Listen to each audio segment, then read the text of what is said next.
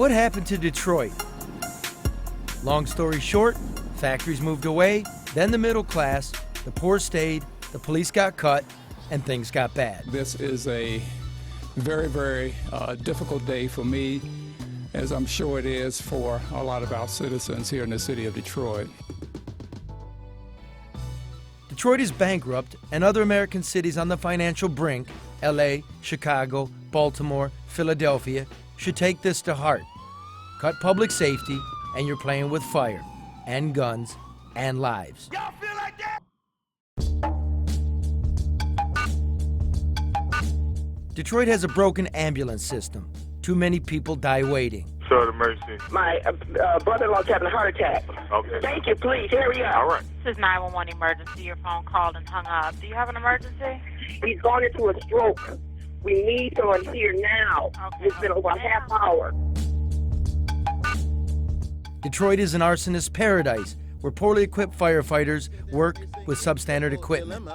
First, they took that 10% pay cut. Now they're going to be forced to work 12 hours a day. But most of all, things spiraled downward because the police were handcuffed with layoffs, pension, budget, and pay cuts.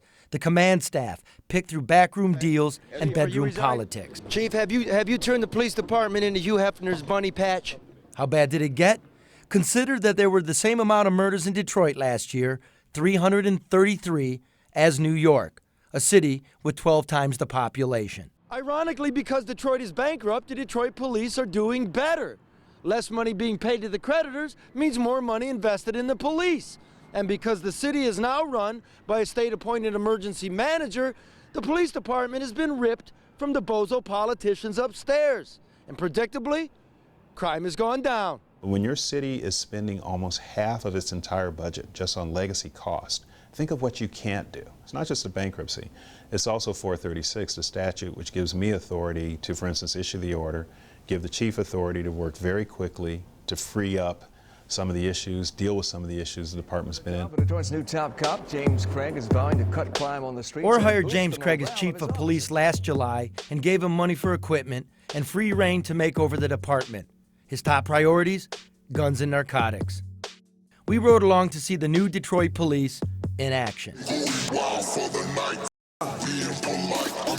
What's your name? What y'all do? Let me see your credentials. You have no pistols or nothing. This citywide roving unit is known as Tactical Response.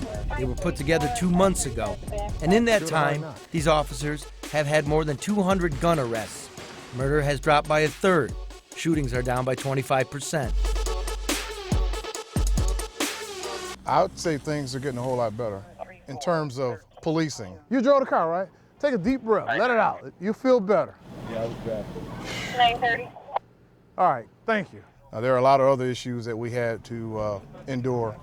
I took a 10% pay cut, but I'm dedicated to my craft. This is my profession. Crashing 7 Mile. Four black males armed with a gun, a silver 300. How many people in there? Tell them to turn it off. What's his name? Mass. Who? Mass. Spell that. M-A-S-S. M-A-S-S. Whose pills are these? Who's Maria? They must have put the wrong label on. They put the wrong label on. This is what I suspect to be a drug deal. It's quiet in the 205. What's going on tonight? Where can I find some crime? I smell weed. Do you smell weed? I don't. Oh, yeah. I smell it now. Who got the bud, man? Tell me what you got there.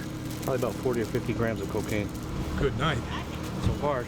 Citizens here, so long under siege, are happy. We got these hard times, as they say. But as long as they're doing their job and stuff, man, and everything should get better.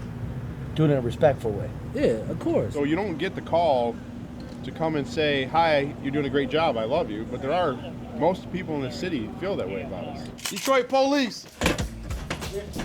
A known drug location in an abandoned house on the east side. Stolen gas and power gives it away. Cops have hit it 3 times in the past month. Before the bankruptcy, they wouldn't have done that 3 times in a year.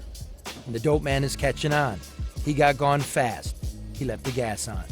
It's never this quiet on a Friday night. Hopefully we can get it to be the norm. So this is exactly what we want. We're trying.